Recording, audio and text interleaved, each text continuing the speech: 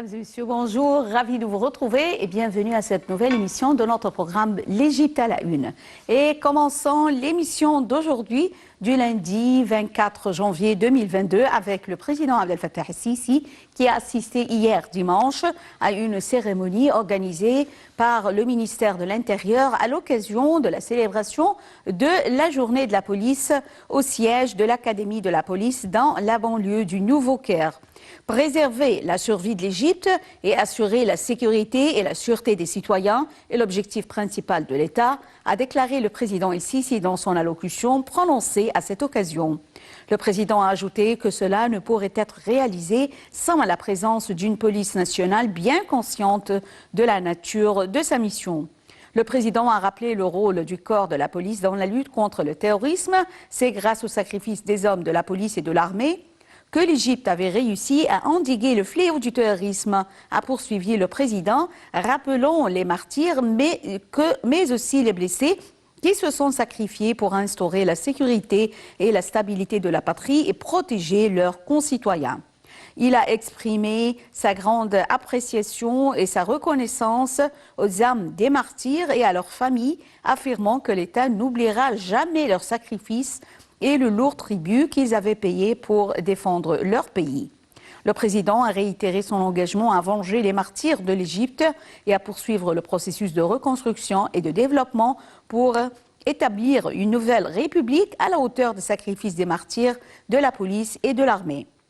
Le président a enfin souligné l'impératif de préserver l'unité du peuple égyptien pour être toujours et même affronter les ambitions et relever les défis et pour barrer la route aux conspirateurs et aux forces malfiquées qui tentent de saper les fondements du pays en semant la zizanie au sein de la société.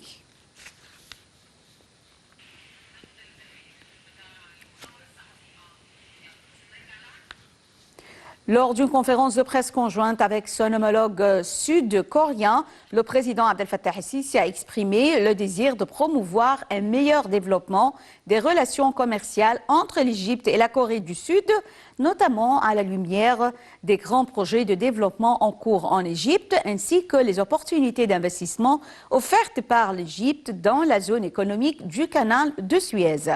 Pour sa part, M. Moon a déclaré que son pays s'attelait à faire augmenter le volume des investissements sud-coréens en Égypte au vu de la croissance économique actuelle en Égypte. Dalia Karam nous donne plus de détails. Le président Abdel Fattah el-Sisi s'est entretenu jeudi avec son homologue sud-coréen Moon Jae-in, avec qui il a discuté du renforcement des relations bilatérales et de la coopération économique. Le président el-Sisi a déclaré qu'il appréciait beaucoup le partenariat de l'Égypte avec la Corée du Sud et a salué les investissements sud-coréens en Égypte. La visite du président coréen s'inscrit dans le cadre du souci mutuel d'échanger les visions sur les diverses questions d'intérêt commun, a déclaré le président el-Sisi dans son allocution au cours d'une conférence de presse conjointe avec son homologue sud-coréen. Le président el-Sisi a également exprimé le désir de promouvoir un meilleur développement des relations commerciales entre l'Égypte et la Corée du Sud, notamment à la lumière des grands projets de développement en cours en Égypte, ainsi que les opportunités d'investissement offertes par l'Égypte dans la zone économique du canal de Suez. Le président a ajouté que l'Égypte aspirait à attirer les entreprises coréennes à travailler dans les domaines de l'énergie, de la technologie d'information et de l'intelligence artificielle.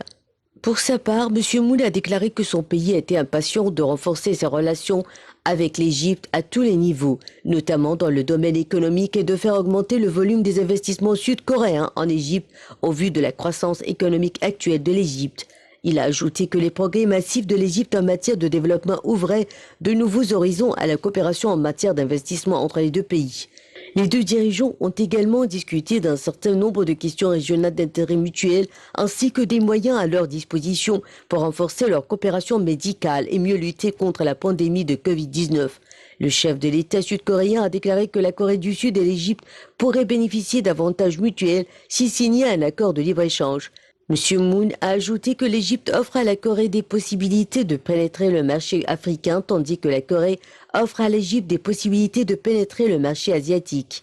La visite de Moon au Caire est le premier voyage d'un président sud-coréen en Égypte depuis 16 ans. L'Égypte est la dernière étape du voyage du président au Moyen-Orient qu'il a déjà conduit aux Émirats arabes unis et en Arabie saoudite.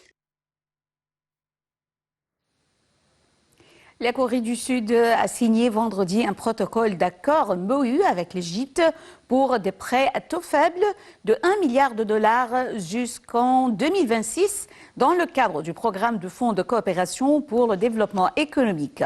Jeudi, le président Abdel Fattah el-Sisi et son homologue sud-coréen Moon Jae-in ont examiné la faisabilité d'un accord de libre-échange bilatéral ALE et l'éventualité de conclure un contrat d'exportation d'obusiers automoteurs sud-coréens K9.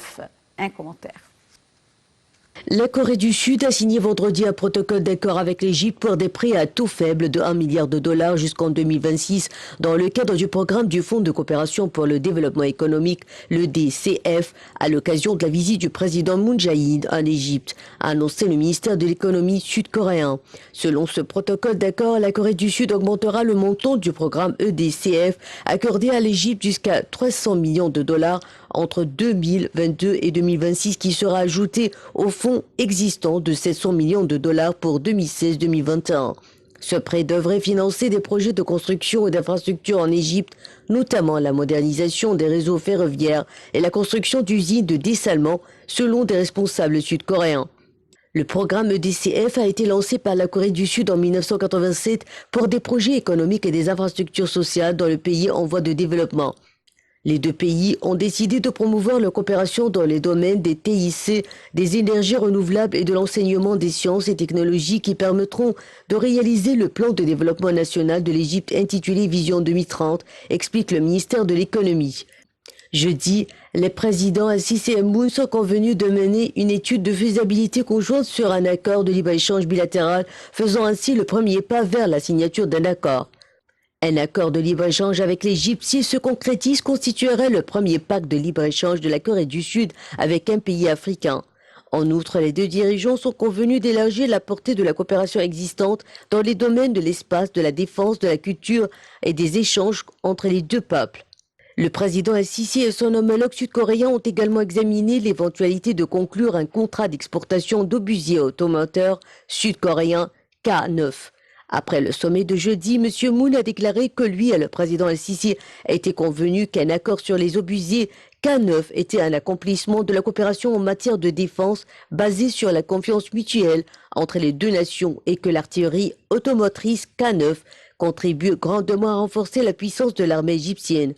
Une fois conclu, l'accord marquera la première exportation des obusiers K9 vers un pays africain.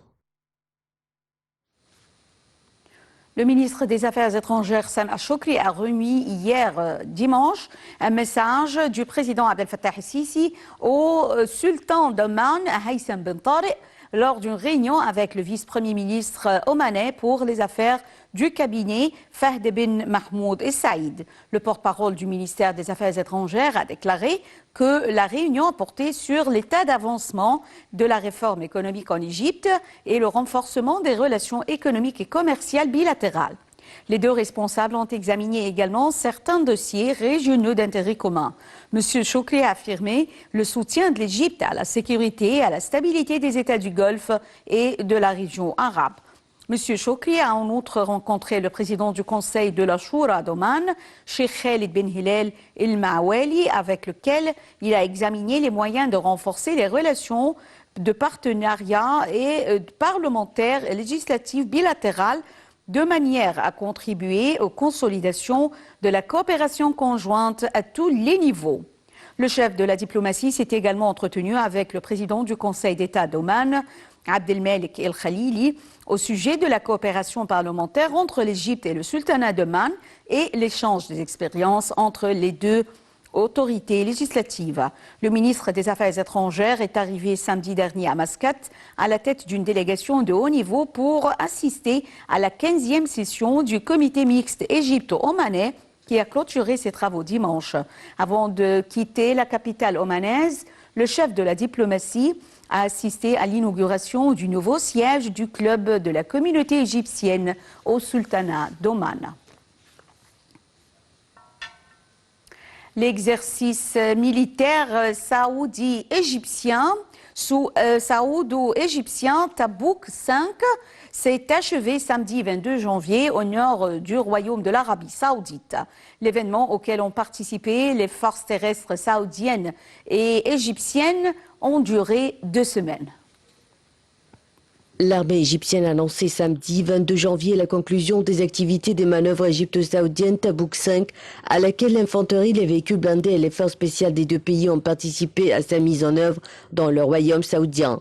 La phase finale des manœuvres comprenait la mise en œuvre d'un certain nombre d'activités d'entraînement où les parachutistes sautaient librement derrière les lignes ennemies pour vérifier les informations et couper les voies d'approvisionnement. L'infanterie et les éléments blindés effectuaient le siège extérieur du village, tandis que les forces spéciales des deux pays procédaient à l'intrusion verticale et à l'arrestation des éléments terroristes présumés et libéraient les otages. Le commandant de la région saoudienne du Nord-Ouest a salué le niveau et les efforts déployés pendant les étapes de formation et la capacité des participants à effectuer les tâches requises avec une haute performance. L'étape de clôture a été suivi par le chef de l'autorité de formation des forces armées égyptiennes et un certain nombre de dirigeants des forces armées des deux pays. Les manœuvres égypto-saoudiennes Tabouk 5, qui ont commencé dimanche 9 janvier, interviennent dans le cadre du plan des exercices conjoints avec les pays amis et frères pour renforcer leurs relations de coopération dans les domaines militaires. Le commandant général des forces armées, Mohamed Zeki, ministre de la Défense et de la Production militaire, a déclaré que l'exercice conjoint Tabouk 5 reflète la coopération militaire intense entre les forces armées égyptiennes et saoudiennes dans le but de coordonner leurs efforts pour faire face aux défis communs dans la région. Les pharaons seront au rendez-vous des huitièmes de finale de la CAN 2022 après leur victoire 1-0 sur le Soudan mercredi dernier. Si Mohamed Salah a été virevolant, le seul but du match signé par le défenseur Mohamed Abdelmenaim. Les Égyptiens terminent deuxième du groupe D, derrière le Nigeria qui a signé le 3-3 avec 3-0 contre la Guinée-Bissau. Les Pharaons tuent le Soudan 1-0 mercredi 19 janvier à la Coupe d'Afrique des Nations. Il termine deuxième de la poule derrière le Nigeria qui a enchaîné une troisième victoire consécutive contre la Guinée-Bissau 2-0. En début du match, les hommes de Carlos Queiroz ont imposé leur rythme avec une tête de Mostafa Mohamed détournée par le gardien soudanais Mohamed Mostafa après une demi-heure de jeu. Le portier ne pouvait rien faire ensuite sur la tête de Mohamed Abdelmenaim sur un corner d'Abdallah El Saïd. Le dernier rempart soudanais repousse ensuite la frappe d'El Saïd avant d'être remplacé par Abou Arshina en début de la seconde période pour blessure. En seconde période, les Égyptiens ont poursuivi leur domination sans être dangereux, à part la tentative de Mohamed Salah repoussée par Abou Arshina. Les Soudanais ont été stériles mais ont réussi à se créer une grosse occasion, sauf que Mohamed El Chenaoui a réalisé un double arrêt sur un coup franc d'Abdelrahman, suivi d'une reprise à bout portant de Karchouma. Le score ne changeait pas et l'Égypte l'emporte 1-0 pour terminer deuxième de la poule D derrière le Nigeria. Les Pharaons rencontreront mercredi 26 janvier la Côte d'Ivoire à 17h. Le soufflage du verre, un art ancestral, est toujours pratiqué au Caire, notamment dans le quartier de la Cité des Morts, près de la citadelle.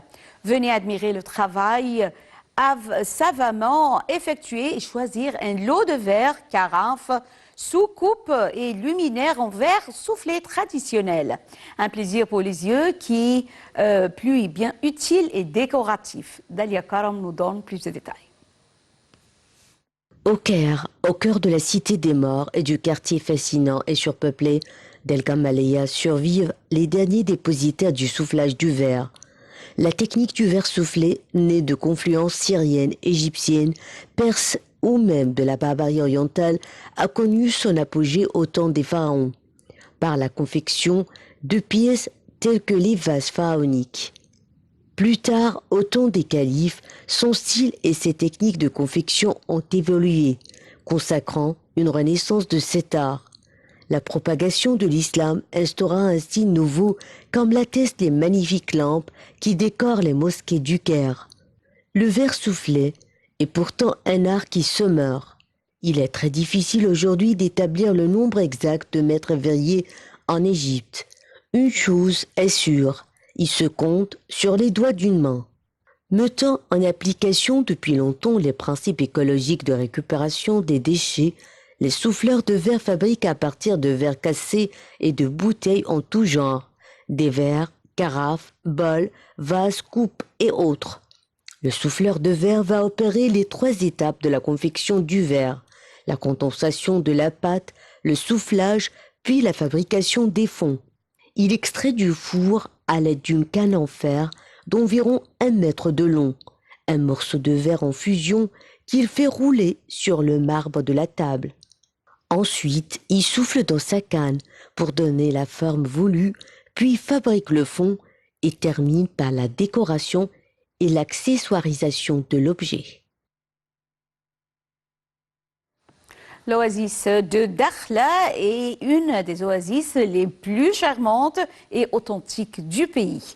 Les paysages sont magnifiques. D'un côté, un plateau montagneux et de l'autre, des dunes de sable qui avancent sans cesse jusqu'à engloutir les pylônes électriques. L'oasis de Dakhla se compose d'une vingtaine de villages, gardant encore bien vivantes les traditions de l'oasis. El Qasr est le lieu le plus touristique car forcément ayant le plus de charme. Le village de Balat est aussi un petit bijou qui ravira tous les photographes. Voyons ensemble.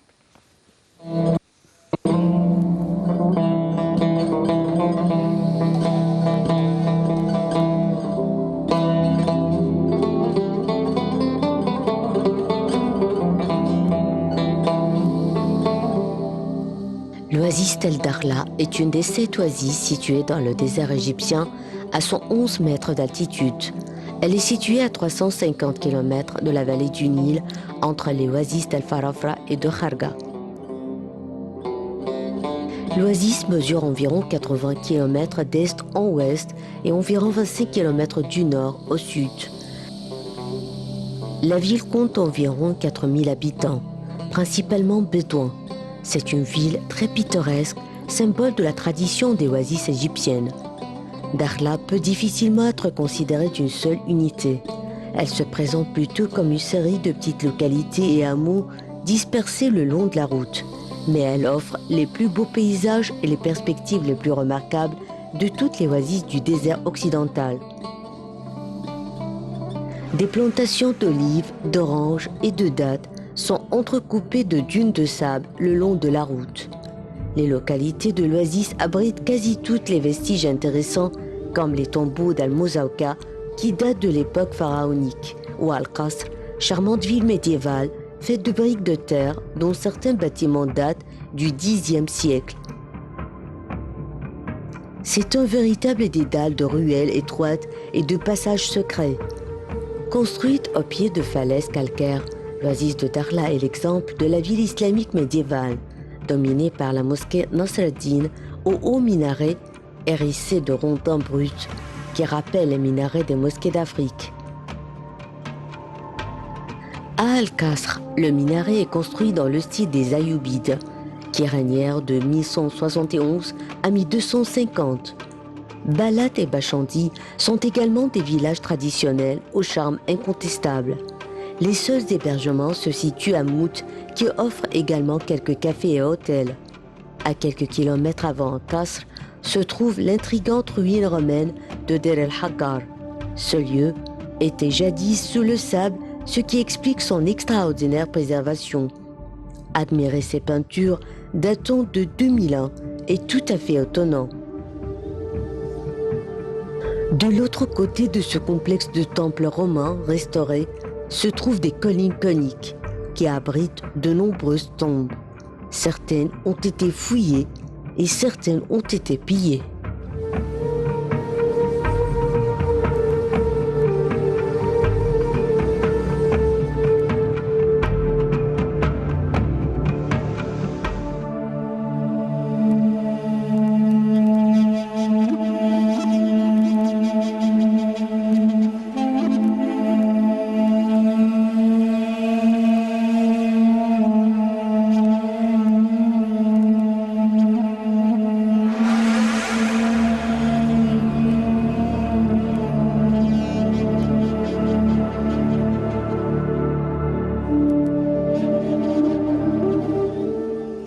avec l'Oasis de Dakhla, nous arrivons à la fin de cette émission de notre programme L'Égypte à la une et également la fin de la transmission en langue française qui reprend à 18h locale. Merci pour votre fidélité à Nile TV International et bonne journée.